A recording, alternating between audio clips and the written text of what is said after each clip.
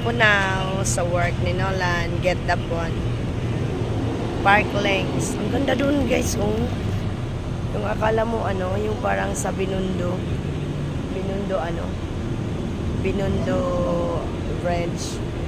Ganda pala ng lugar dito. Hinihintay lang namin si Nolan.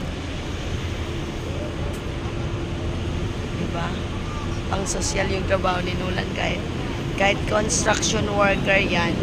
Hindi po, working construction worker, mababa na ang tingin sa inyo, sa tao.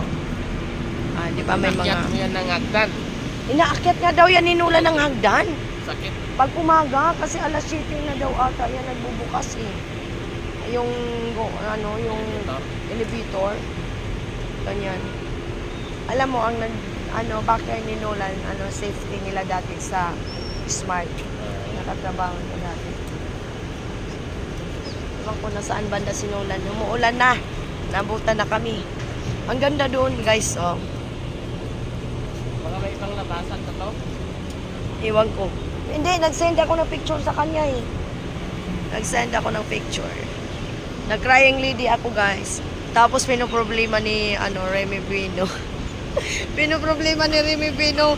Sabi niya, bakit iyak-iyak pa siya sa may magagawa ba si Mita sa kanya? Diyos ko Lord, ano bang problema niya? The big problem of Remy Bino sa akin.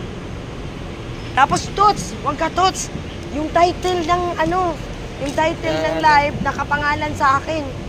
Galit daw ako. Tots, nagagalit ba ako sa kanya na magpa-interview si Mayan? Hindi ako nagagalit.